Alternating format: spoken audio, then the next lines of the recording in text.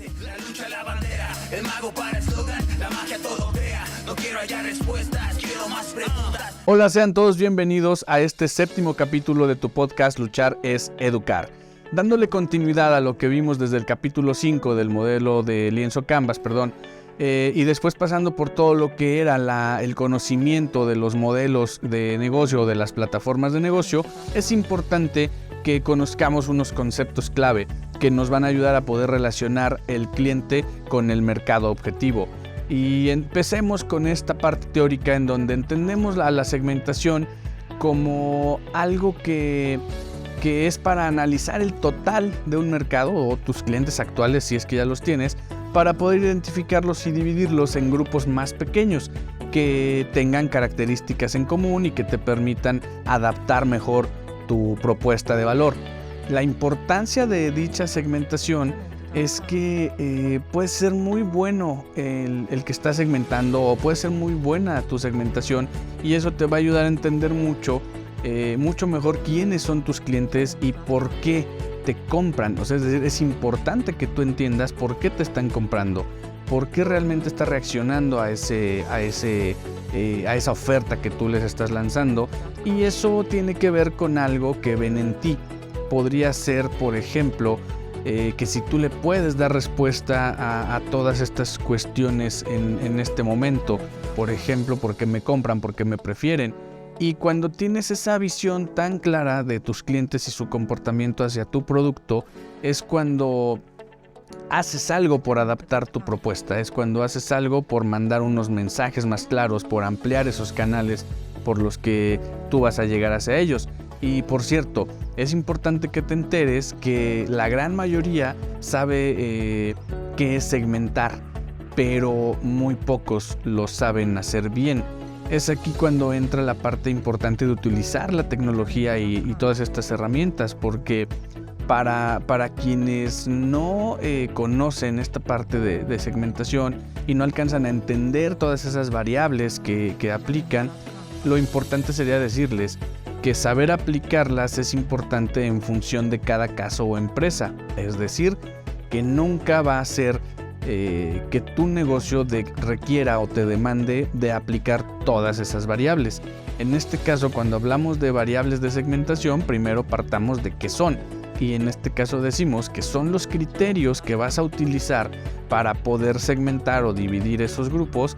Esto es decir, si tú estás utilizando una buena herramienta para poder segmentar, simplemente vas a introducir ciertos criterios y ya te salen segmentos hechos. Si no eres una persona experta en segmentación de clientes, te recomiendo que te acerques a alguna de esas plataformas, opciones, empresas o incluso aplicaciones que ya te pueden ayudar de una manera profesional a realizar tu segmentación, dado que hay unos errores que comúnmente se presentan porque habitualmente las empresas se quedan en esas variables más comunes o más conocidas, como las demográficas, las geográficas, las del perfil, etcétera, y se pierden de muchas otras cosas porque no tienen la foto completa, porque no entienden esa parte clave para poder hacer las cosas. Y esto es que debes conocer todas, pero que no todas aplican en todos los casos. Es decir, tú deberías conocer todas esas variables para segmentar, pero entender cuáles son las que aplican para tu producto o tu servicio. Y para eso es importante saber y entender cómo es que se utilizan.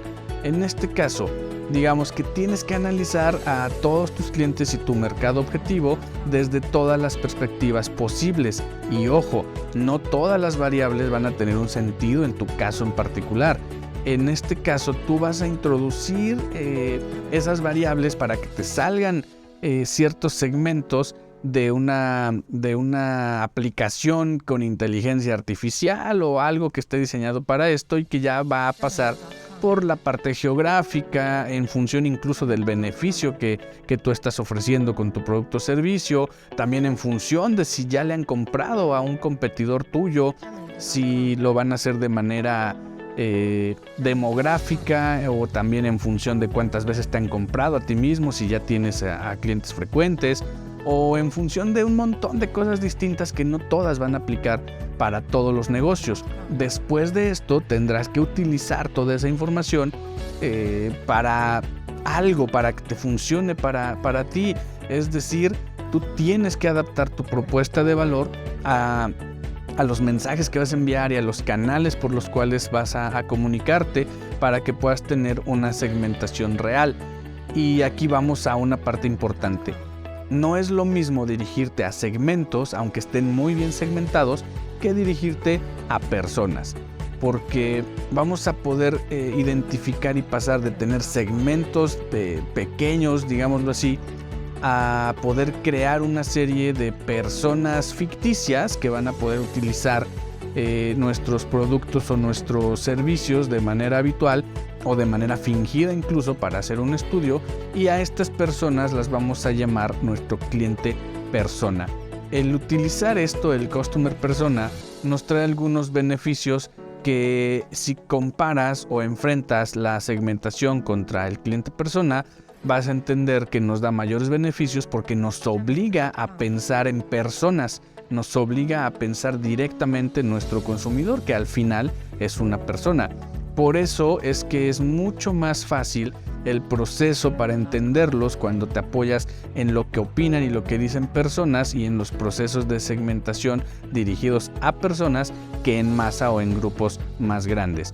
Ten en cuenta que los segmentos se pueden medir, pero las personas se pueden describir, y dentro de la descripción tú podrás tener muchísimas herramientas mayores incluso que con un segmento, porque estarás conociendo de mejor manera a ese cliente persona que estás creando o que está creado ya para tu producto.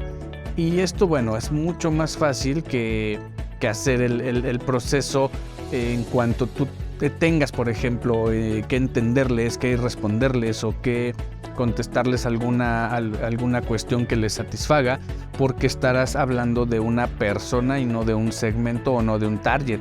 Esto nos va a ayudar a tomar decisiones de marketing, por ejemplo, pero también decisiones de procesos de innovación, de nueva directriz de nuestras líneas de producción o de negocio, o de la ampliación de nuestro abanico de servicios. Esto también nos puede ayudar a mejorar todo lo que sabemos que le podemos vender, porque entenderemos cómo se lo vendemos, sabremos cuáles son los mensajes más potentes que a ellos les van a impactar, porque tendremos los canales óptimos de comunicación para llegar hasta ellos, etcétera, etcétera.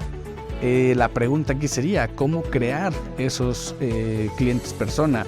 Y pues volviendo a la parte teórica, la teoría nos dice que hay que hacer encuestas, analizar datos, estudios de mercado y demás.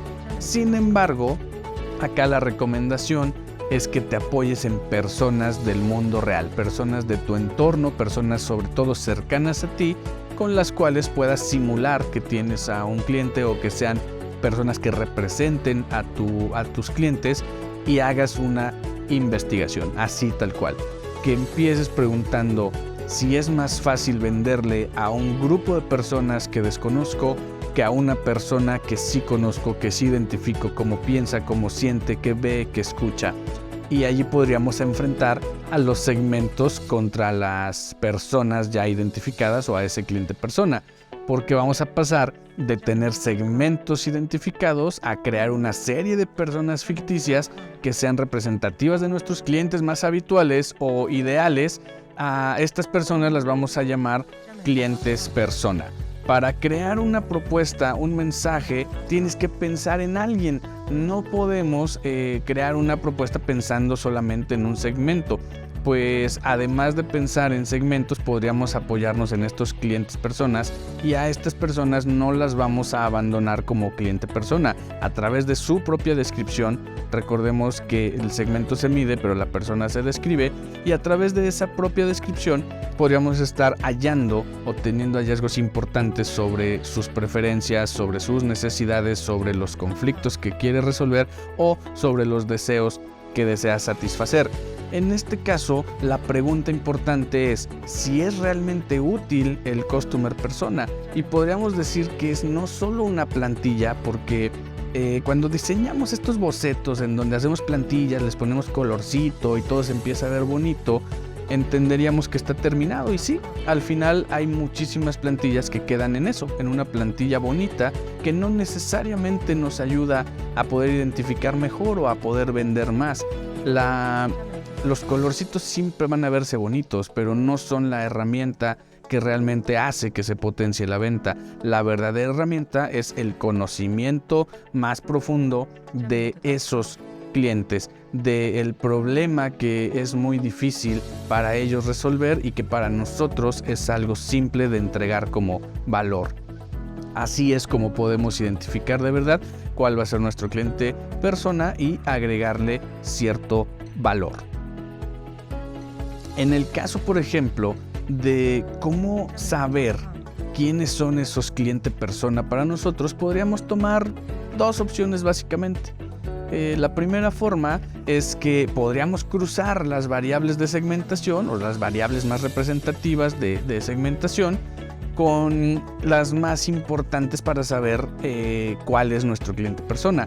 Y la otra opción es que a partir de alguno de nuestros clientes reales, de nuestros clientes actuales, es decir, personas de carne y hueso o empresas, si es que estamos en el B2B, poder encontrar cuáles han sido nuestras mejores prácticas. En este caso preguntaríamos, ¿qué información debemos analizar de cada cliente persona? Bueno, entendiendo que el objetivo no es llenar esa plantillita bonita y de colores, sino realmente tener información que nos permita venderles más, y para eso, para poderlo hacer, debemos analizar a esos clientes desde muchas perspectivas, que como ya dijimos, hay un montón en la lista, pero no todas aplican para tu propio negocio. Eso es importante que lo puedas saber. ¿Y cómo vamos a llegar a conocer mejor a ese cliente persona? Bueno, podríamos obtener todos los datos generales, desde dónde vive, su edad, su salario, su clase social, el sexo, su biografía. Es decir, hay una descripción mucho más profunda de cómo es la vida de ese cliente, en dónde trabaja, cuántos son en su familia, cuál es un poquito de su historia ahora que tenemos acceso a toda esta información a través de ciertas plataformas que nos facilitan esas investigaciones.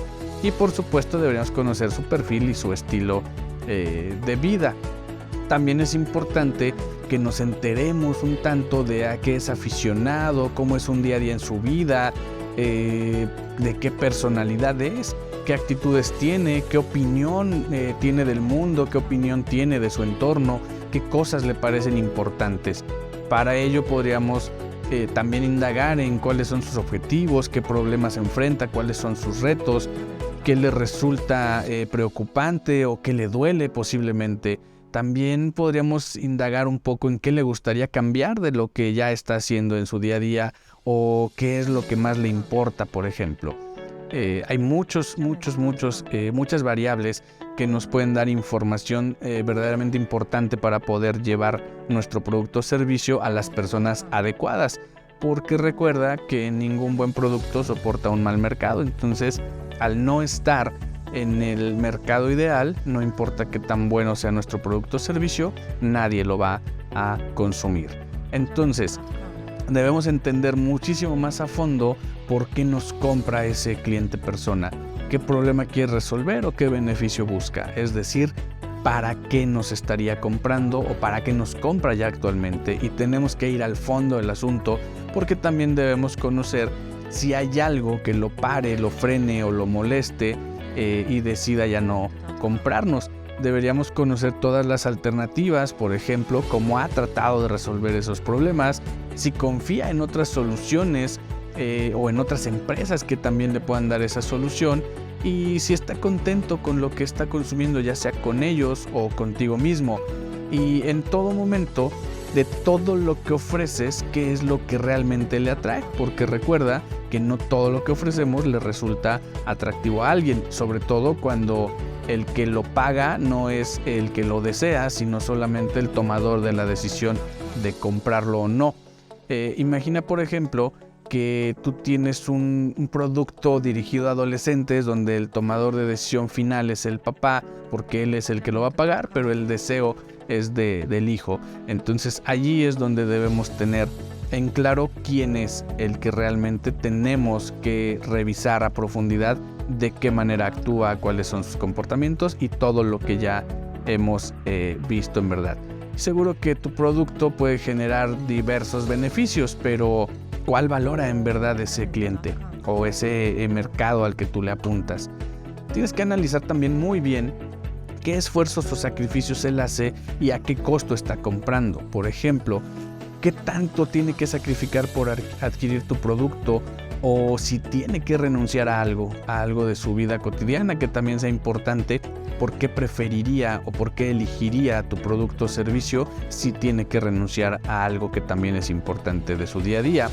Y bueno, con esto podemos ver cómo nos ve respecto a la competencia, cómo nos percibe, qué le gustaría cambiar o que agregáramos, cuál es la percepción que tiene entre los competidores y nosotros, a quienes conoce que hagan lo mismo que nosotros, qué puede opinar o pensar de ellos y sobre todo, qué puede pretender que mejoremos nosotros. En este caso, los clientes persona deben tener una conversación en la mente y nosotros debemos ser capaces de poder descifrar a través de nuestros mensajes y de nuestras investigaciones cuál es esa conversación que ellos tienen. ¿Para qué? Para poder saber qué ofrecerle de la manera en la que él sí pueda elegirnos con la misma oferta sin cambiar nuestros productos o servicios, pero adaptándonos mucho mejor a lo que a él le puede funcionar. Entonces, todo esto en resumen nos lleva a que todos los puntos anteriores se puedan formar en una sola, digámoslo así, en un solo resumen para poder entender cómo vamos a mejorar esa comunicación con ellos. Hablemos ahora de cómo pasar esto a un embudo, a ese funnel de conversión que a todos nos encanta revisar hasta el final, porque pues ya están filtrando o prácticamente ya ese cuentagotas que está llegando ya son personas que están a punto de comprarnos o personas que ya nos han comprado y queremos seguir haciendo que nos compren. Por lo tanto, podríamos determinar qué canales son los más adecuados para llegar, es decir, cuáles son los medios o redes que utiliza, a quién consulta, cómo podemos llegar hasta él o ella, cómo buscar información que nos nutra para saber qué hacer con ese cliente, si hace búsquedas o tenemos que llegar a impactarlo a través de algún mensaje y cómo toma la decisión. Es importante saber en qué se fija, qué es lo que valora, a quién le pregunta, si analizas todo ese viaje del cliente o simplemente se queda con el producto y ya. ¿Qué pasa después de que nos va a comprar? Cuando ya te hizo la compra, ¿qué pasa? ¿Cómo y cuándo usa tu producto? ¿En qué le está sirviendo? ¿En qué le está otorgando un beneficio? Porque las diferentes opciones de cliente-persona van a usar tu producto para distintas cosas, en momentos distintos y de forma distinta todo el tiempo. Así es que es importante también entenderlo. Debemos preguntarnos también qué espera y qué realmente obtiene de nuestro producto o servicio, porque de allí va a depender si él se queda contento, si superamos sus expectativas o simplemente no le dimos lo que esperaba, dado que de esas respuestas va a depender su fidelidad para nosotros, si es fiel o le da igual comprarle al que sea con tal de obtener ese producto que puede ser algo que no hicimos tan grande diferenciación para poder ser los preferidos de ese cliente. Y por supuesto, ya de allí va a derivar si nos va a recomendar o no. Si lo recomienda a alguien y a quién, cuándo y para qué se lo está recomendando. Y ahí llegamos a la parte de este targeting y debemos entender primero qué es. En este caso hablamos de esa elección de los segmentos a los cuales nos vamos a dirigir, en donde encontramos un error habitual, que es que la gran mayoría de las empresas no conocen las implicaciones, ventajas, desventajas o inconvenientes de cada una de las estrategias y como consecuencia deciden a quién dirigirse de forma espontánea sin haberlo pensado demasiado y acaban cometiendo errores por no segmentar o por no dirigirse a un segmento que realmente le funcionaba o incluso por querer segmentar de manera plurinominal, digámoslo así, o sea, digamos a muchos segmentos se quieren dirigir. Entonces aquí podríamos entender que aplicando estrategias corporativas de segmentación o utilizando herramientas digitales de segmentación, podríamos dividir, imagínate, en una tablita de 3 columnas, podríamos dividir lo que es el mass market, las personas que ya están segmentadas y cuál sería nuestro nicho, teniendo, por ejemplo, si tú estás en el mass market, lo que vas a estar dirigiendo es a todo el mercado, es decir, a todo mundo le vas a estar llegando con la misma oferta, lo cual convierte en difícil ser competitivo cuando no estás segmentando. Le quieres vender cualquier producto a todo tipo de persona. Cuando ya das ese salto y entonces has entendido, has aplicado lo anterior y ya tienes un segmento bien hecho, tienes propuestas que se adaptan a varios segmentos, por ejemplo. Pero ojo, aquí hay que tener cuidado con apuntar a varios segmentos y no ser bueno en ninguno, porque si bien podríamos apuntar a diferentes segmentos después de nuestro estudio y no nos enfocamos en ser los mejores en alguno, también podríamos estar perdiendo la fidelidad o la credibilidad ante los clientes. Por el otro lado, si llegamos al nicho, si hemos sido capaces de llegar a un nicho, nos vamos a dirigir a un grupo muy específico de personas con características muy específicas, y en estos momentos me parece que es la mejor opción para muchas empresas, para muchos emprendimientos en muchas de las ocasiones, sobre todo cuando somos nuevos o cuando vamos a salir a un nuevo mercado con un nuevo negocio o estamos diseñando un nuevo plan, porque allí aplicaríamos estrategias de nicho, y eso consiste especialmente en un segmento, en un customer persona muy específico, que a veces también nos obligan a especializarnos en un producto muy concreto o en un servicio muy, muy concreto, y eso nos pone contra la competencia con alguna ventaja competitiva respecto a que sí tenemos una especialidad o respecto a que sí somos especialistas en una sola cosa,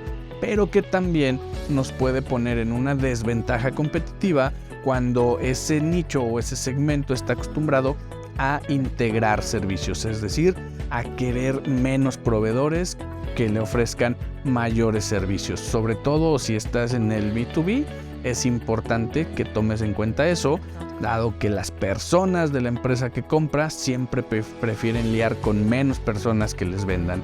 Entonces en el B2B es importante que lo puedas considerar. Siempre hay ventajas y siempre hay desventajas. Dentro de esas ventajas, el poder especializarnos nos va a permitir conocer de manera más profunda ese nicho y a ese cliente, y poder cada vez darle más de lo que necesita o de lo que quiere. Pero eso al final también nos puede reducir la guerra competitiva. Esta guerra se reduce para que toda nuestra competencia o todos los que venden algo similar o algo igual puedan realmente percibirnos como una competencia sana y no como una amenaza que apunta a cualquier nicho solo por querer captar mercado. Esto también nos puede hacer fuerte para poder crear un mini monopolio, es decir, una mini sinergia entre un negocio A y un negocio B. Si es que tenemos más de un negocio, podríamos potenciar el negocio principal a través de un negocio secundario que integre cosas que le hagan mayor sentido para darle más valor a ese cliente persona. Y bueno, habitualmente las empresas tienden a desenfocarse cuando su flujo efectivo o cuando las ventas no están yendo bien. Prefieren desenfocarse para tratar de diversificar, y aunque eso no tiene nada de nuevo ni mucho menos nada de malo, es una estrategia arriesgada que al final representa eso, un alto riesgo para podernos volver innovadores, pero que también a la vez, si damos en el clavo, si somos asertivos, podríamos estar tomándolo como una excelente ventaja competitiva que nos hará crecer. Una vez que hemos encontrado esto, podríamos ponerle foco a un solo nicho, es decir, buscar un customer persona que sea súper específico, que esté en busca de un beneficio en el cual ya somos muy expertos, del cual es concreto y que tiene un problema ya identificado que busca en nosotros resolver, o que busca con lo que nosotros le ofrecemos poder resolver, y que además nos va a permitir potenciar nuestra oferta de valor para él. no dejen de tomar en cuenta que los clientes de nicho o la clientela en ese nicho en el que hemos llegado no va a tener siempre los mismos problemas. Aunque tenga uno permanente que somos capaces de resolver, siempre va a haber una forma de, a través de esa descripción y de seguirlo conociendo, de que se enamore de nuestra marca, de nuestro producto, de nuestro servicio, y entonces nos adopte como sus preferidos, ¿no? Una cuestión importante de que nos adopten como preferidos nos crea un problema habitual cuando las empresas o los negocios crean sus propias propuestas de valor y sus mensajes intentando convencer a muchos segmentos de clientes. Es decir, ya dominé a uno y ahora con la misma propuesta quiero dominar a 3 nuevos segmentos. Eso crea un problema habitualmente, y esto nos lleva a crear algo que no es realmente potente para nadie, ni para ellos ni para nosotros. Una de las soluciones que se recomiendan para no caer en esto es poner foco en los clientes ideales y poner como nuevo proyecto los segmentos o los productos que creamos que son para otro segmento. Esto puede funcionar de la misma manera que lo hemos estado viendo anteriormente. Tendríamos que crear esa propuesta de valor y esos mensajes pensando en esas personas que nos han adoptado como favoritos, es decir, en esos clientes ideales y en aquellos a los que nuestra propuesta de valor les encaja a la perfección. Una vez brincado este paso, si queremos innovar o lanzar algo diferente para otro segmento, de preferencia hagámoslo por separado. Hay muchas estrategias para hacerlo, incluso creación de nuevas marcas, creación de nueva personificación de nuestros negocios, porque es importante que aprendamos a identificar quiénes tienen que encontrar a esas personas o a esos nichos para que pueda ocurrir lo siguiente. Entender que es muy fácil venderles, ya que están allí como nuestros principales clientes a los que sí logramos satisfacer con lo que hacemos. Cómo, no sé, por ejemplo, como compradores, cómo nos están juzgando, si te dan las gracias, por ejemplo, o si te muestran entusiasmo cada vez que tú ofreces o llevas el servicio o el producto.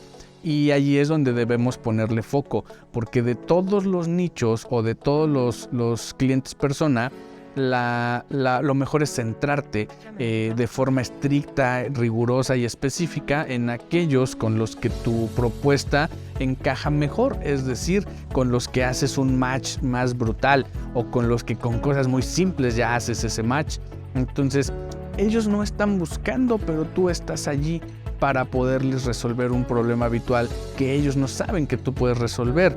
Entonces, cuando se presenta ese problema habitual, todas las empresas se dirigen, digámoslo, como borreguitos a los mismos clientes, creando una competencia bastante fuerte, en donde muchas veces se sigue cayendo en la parte de reducción de precios o en la parte de sobreofertar cosas que no le van a funcionar a nadie.